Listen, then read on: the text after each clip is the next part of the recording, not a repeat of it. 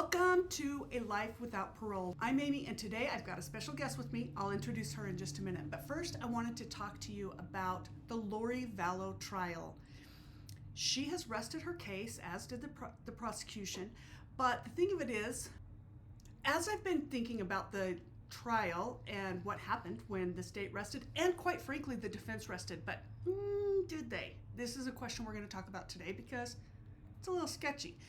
There's a little wiggle room. I'm going to explain why. But so I noticed that there were quite a few questions that weren't answered for me, and a few things that I have thought about that I think really were left on the table that could be, let's just say, sink opportunities. Okay, we'll get into it. But first, let me explain. This special guest today is my sister. Do we look alike? We kind of do, but kind of no. But we are Irish twins. And for those of you that don't know what that means we are the same age for almost a month. So that's Irish twins. So we've considered ourselves almost like twins. We pretty much, okay, let me put it this way. If I have a thought, I'm not sure what my thought is until I've talked to Christie, and then I realize how I really think. I can't finish my thoughts without her. And throughout this whole time while I've been doing A Life Without Parole, she's been my mentor and my sounding board. So I said, it's time to get on here with me. I have two other sisters who also have helped a lot. They're not with us right now. Not meaning not with us. Meaning we all live in different states. So, or areas. different areas. So we only get together virtually. But we happened to be together this week for a funeral, our beloved aunt's funeral. So we were able to get together and film together. And okay, that's more information than you probably need. But basically, I am moving closer to my dear sister Christie, so we will be able to do some more episodes together. So, all right, let's get into the meat of this. This is my sister Christie. We are one of 9, we have 9 siblings. There's 9 of us, let's just say. Okay, so we get a lot of insights from our relatives. And Christie has a bit of a different take than I do on Lori. And so I love that she's going to be here today because she'll maybe bring out a different side than what I normally do. So Christie, welcome. Thank you. Nice to We are traveling. I said that. We're at a hotel for a funeral. And so I don't have all my gear or my studio or all of that. So we're using one microphone. 10 questions that went unanswered during the Lori Vallow trial. And I want to discuss them with you. Okay. Number 1, how is it that Lori knew about the intervention? You know, that Charles, Adam was coming and Charles was coming and Brandon Boudreau.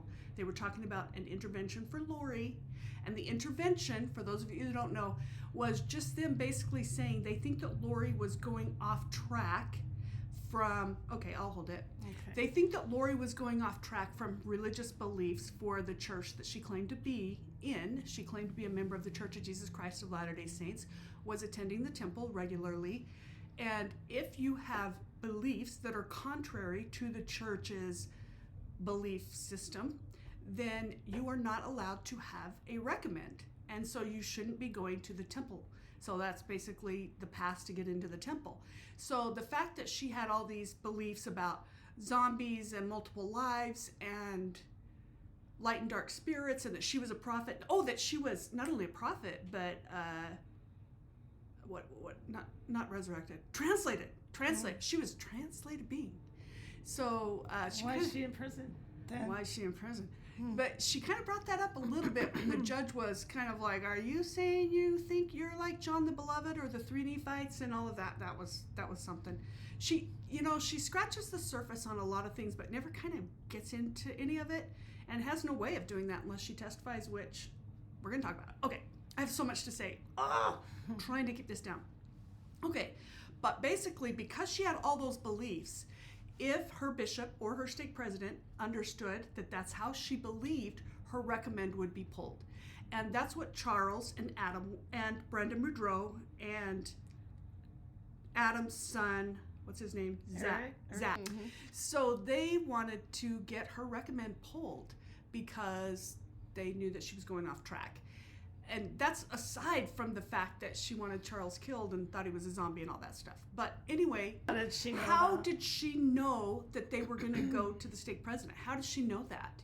Because they didn't tell. I originally thought that she knew it because her mom or her sister told, but we found out through the trial that they actually didn't know.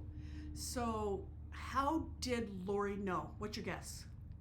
No idea. How do we know that she did know? Because she is texting it to Melanie, her niece, saying, Melanie, don't go to Utah because Melanie was going to go to a wedding. And she was told, no, you can't go because I need you here because, there's this big event that's going to happen. And that they're going to try to do an intervention. So she had messaged, and it came out in the trial that she had messaged, what's the brother that died? Alex. She messaged Alex and said they're going to try to do an intervention. She told Melanie. She definitely knew they were going to do an intervention, but how did she know? Do you think that there's a possibility that she had some way of being able to read Charles's text messages? Probably. Maybe she was paired to his phone somehow. Yeah. I mean, because I know when my kids were young, we had a thing set up on their phones that we could read their text messages. So I wonder if she was able to read them.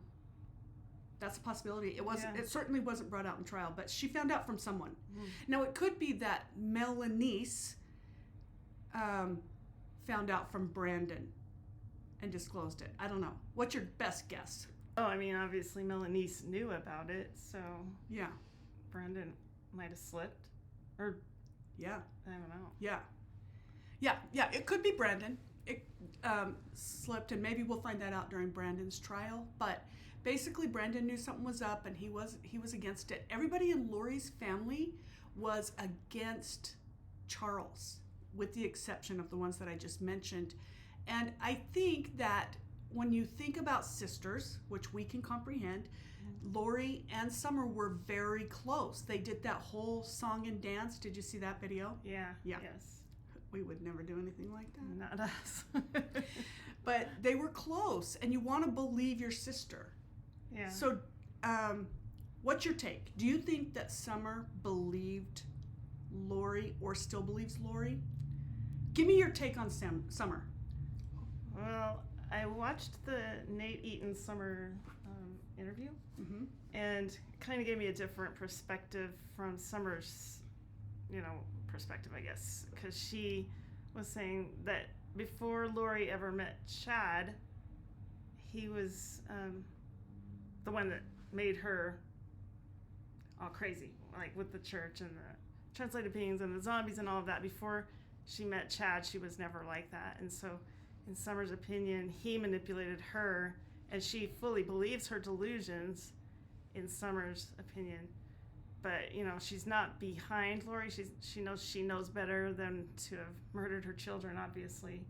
But she feels like Chad manipulated her a lot and changed her whole belief system. So what do you think? Well, I think there might be some truth to that, because Lori everyone that knew Lori thought she was the doting mother and always really good with her kids. I don't know. I mean, sisters know pretty good what their sisters like. Yeah. And she changed so drastically after Chad came into her life.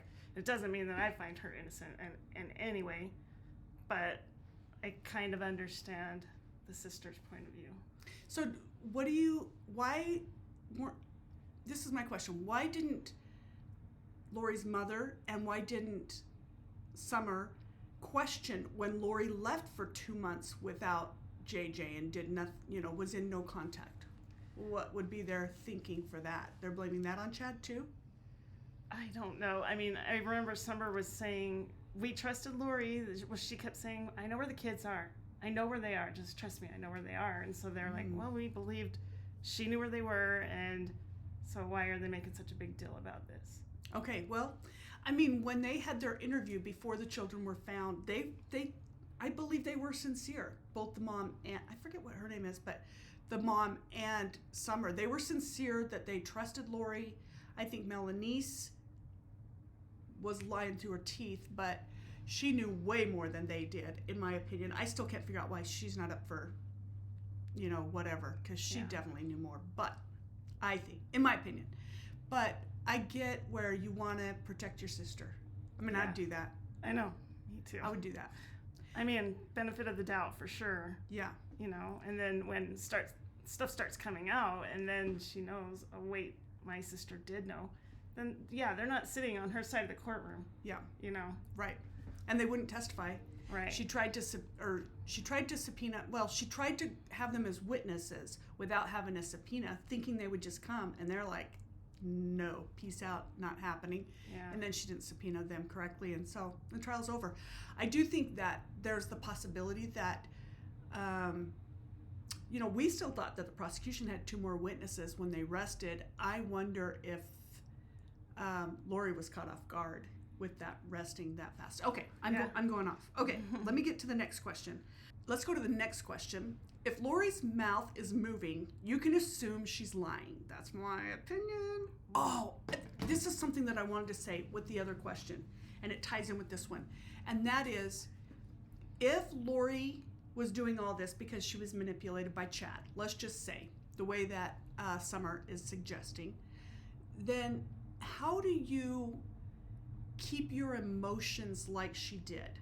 Like, when there's the interview of her after Charles died, and she comes and she says, sorry neighbor, that video, which we've all seen a million times, and I'll show in a minute.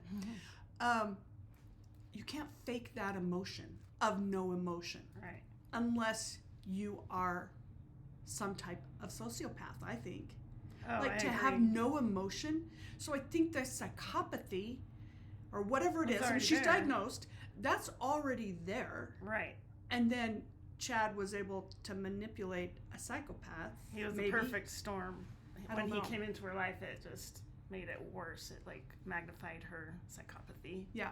And that makes sense. I mean, I can understand your perspective. I just have a different perspective because I think she's psychopathic. I think she's been like this the whole time, and she's manipulated them.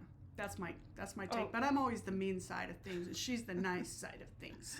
I mean, she's definitely a manipulator too. Yeah. I mean, she is.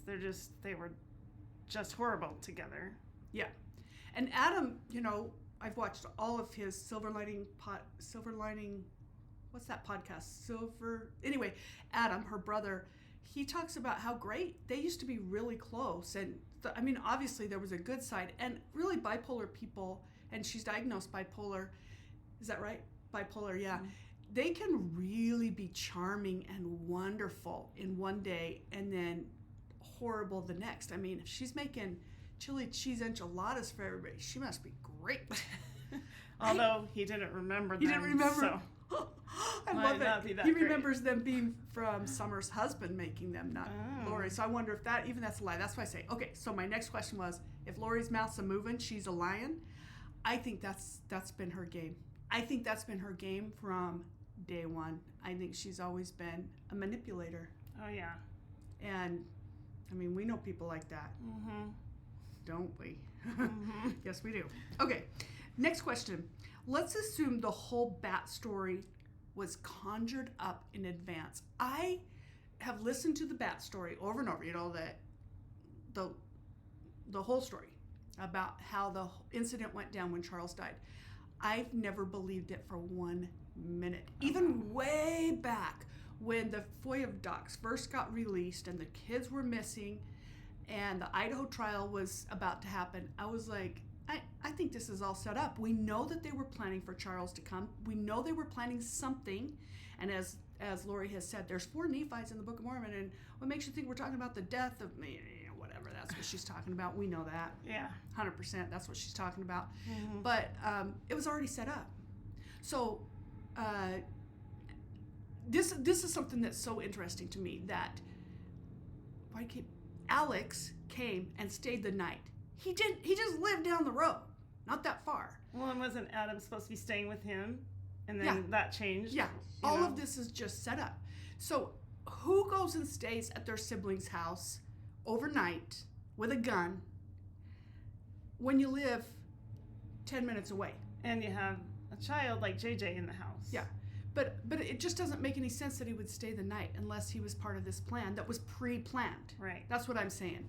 We have siblings that all live close to each other, and even when we're like 20 minutes, half an hour apart, we still don't stay the night at each other's house unless we're a few hours away. Right. So I don't believe it. I mean, we know that in between when they left after they had their interviews at the police station, before they could go back to the house, they went to Adam's house. Like, am I saying that right? Alex's house. Alex. And then they were there for a little while, and then they went back to. So we know their houses were close. So it doesn't make sense. I think the whole thing was set up. Why Tylee did it, I don't know. But she was obviously fighting for her mom's bidding, because it talks about how she would get in arguments and confront Charles with all the weird stuff that Lori was saying. I think that Tylee's been manipulated her whole life. The whole Munchausen syndrome, the whole, like, her dad dying, all of that. I think poor Tylee has been in the middle of Lori's tornado. And now she's making it even worse, trying to blame her on Now all she of it. blames It's Tylee. like, wow. Okay, so anyway, that's my theory, that if her mouth's moving, she's lying. Like, she could conjure up anything. Obviously, she's a liar. That's been proven over and over and over. She lies. She's like, oh, the Social Security? What if I was in Hawaii trying to change my name? How can you prove that? And they're like, because It's it a would database. show up. Yeah. It would show up.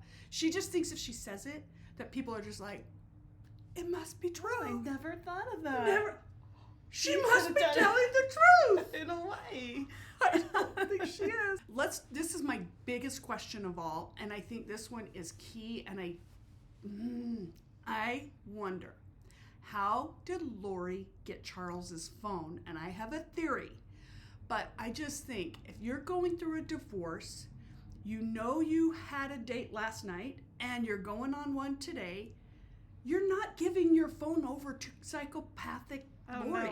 No You way. are not. Mm-mm. So there's no way that you gave your phone to her. So she claims it was sitting on the counter, and she picked it up and saw that he was texting women, which is ironic in and of itself, because Yeah. she's having a full-on affair. Well, let's just really. Let's be serious here. But here's what I think happened. According to Adam, he had suggested to Charles that in order to have something to give to the state president, that he should record a conversation. And he said, how are we going to make sure that she doesn't know I'm recording? And he said, just put your phone down on a counter and press record and walk away. And so it doesn't make any sense that he would set his phone down if all he's doing is coming to Lori's house to pick up JJ to take him to school, unless he's trying to record her. Right. So he planned ahead to record her conversation. So this is my question. Did he record, and did the incident get recorded? And is that somewhere? And in is the that ether? somewhere in the ether, in the cloud? Because Lori obviously had his phone for almost 6 hours after that, or 5, anyway, plenty of time that she could delete a recording. So if you have a phone, and this is my question out there to all you who are watching, because somebody out there knows this answer. If you record something and then you delete it off your phone, does that go to a cloud, or is that findable? Yeah, I don't know. An audio recording. Can you imagine if that whole thing was actually recorded? Could be awesome. And there's the possibility, or it's possible that Lori caught him trying to push record right off the bat and took his phone. Like, we don't know. But that's why I think he would have set his phone down, because of that conversation that he had just had, saying, yeah, we got to have some information that we can give to the state president later that night. So that would explain why the phone could have gotten into Lori's hands. Because obviously, if it was just in his pocket, she wouldn't have been able to get that out. There would have been evidence of her after he's been shot. She's a tiny little lady, and he's a really fit man, and I don't think he would have allowed her access to his phone. Yeah, I don't either. So I think he might have been trying to record. I wonder if there's a recording, and it's I'm sure deleted, or they would have already had it. But is there a way to recover that still? Not that it matters, because the state has rested. But I still think, for our own knowledge, brother. let's ask our brother. He might know. We're going to ask our brother, and we'll He's let you know what pretty we find out. Okay. So this is my question.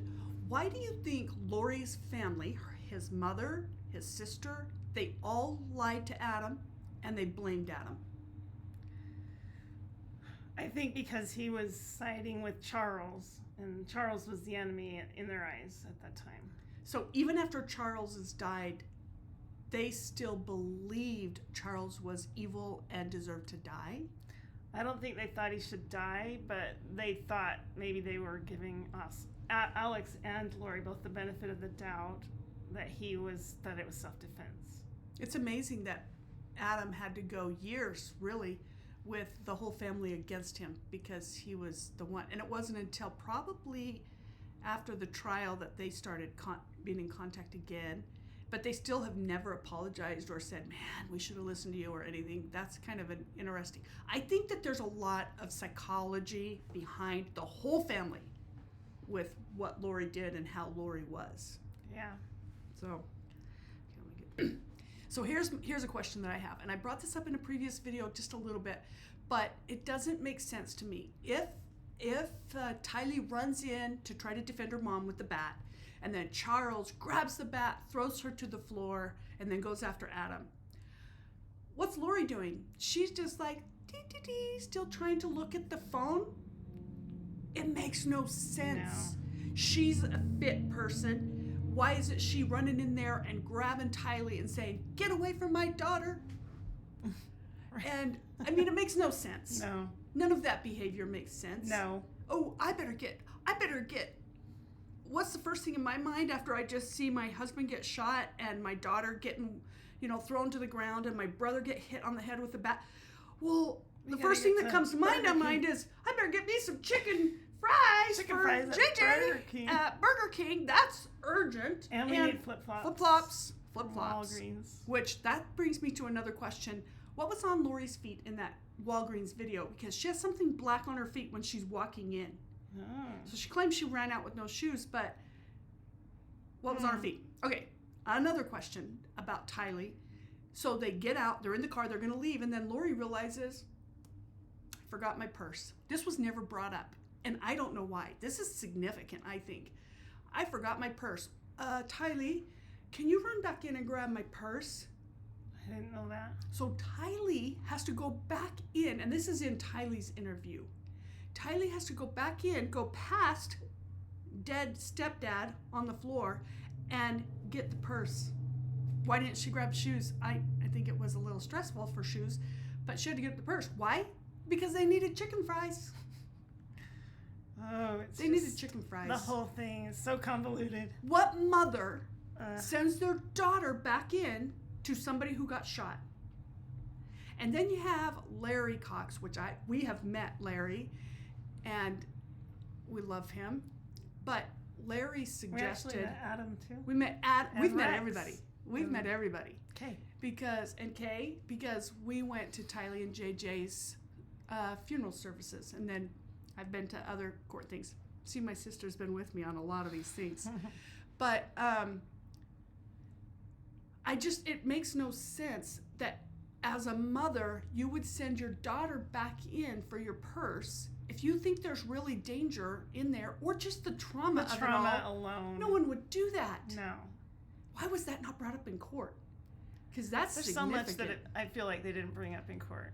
And I get it, and I brought this up at my last video, that attention span of jurors is small. Of everyone is small. So you don't want to bring up too much, but that's pretty significant. Yeah. That was left on the table, I think. But I think they kept mentioning the kids to a minimum because they don't want to bring them up because of that other trial. But I mean, you could still, couldn't you say, I guess, how do you bring that up? You're right. You can't bring it up because how do you bring it up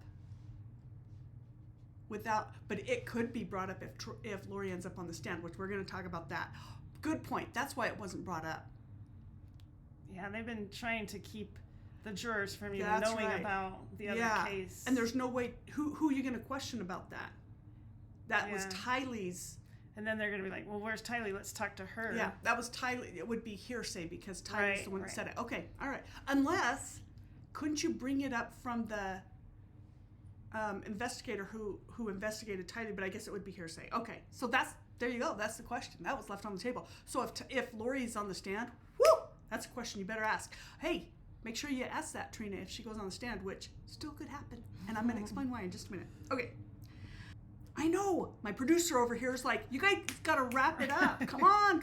All right, I'm going.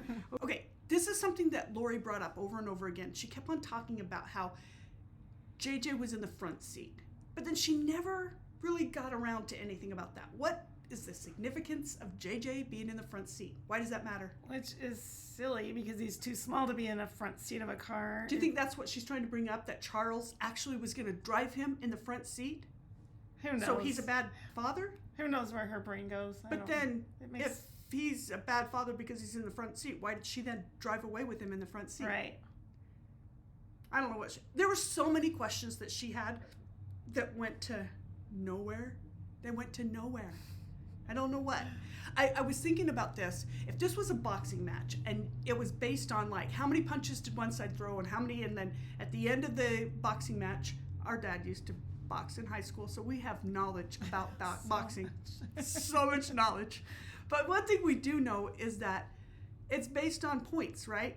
You get hits and you get a point. And if your court case is based on boxing matches, hits, and it's like who won, who is the winner, I was trying to think about it in that perspective, and I can't think of a single punch landed from Lori. No. Can you think of anything? No. Big nothing burger. The big nothing burger. Now, I know that the whole point is innocent until proven guilty. Did the state land enough punches to prove that it was a knockout? I sure hope so. I sure hope so, too. Okay, 2 more questions, and then we're done. So here's the question that I've been holding off till the very end. This is that little tiny window that's still out there, that there's the possibility that Lori still goes on the stand. And why? Even though she rested. But this is the thing.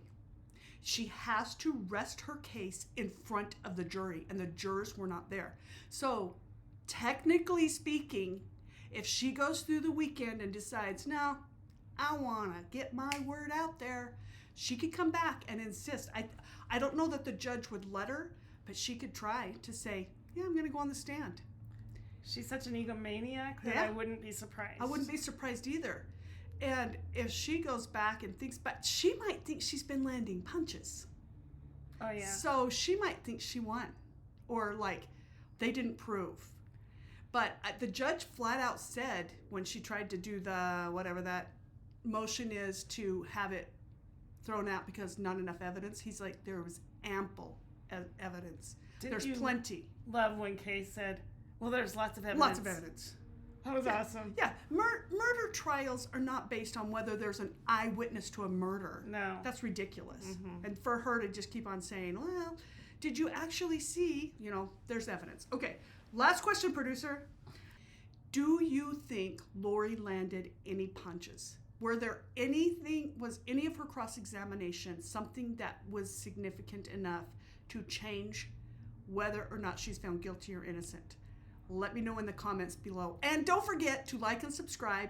And if you like the 2 of us together, let me know that too, because I'll force her into coming a little bit more often. All right. Thank you so much for being here, and we will be watching for what happens on Monday. I'll see you again soon. See ya.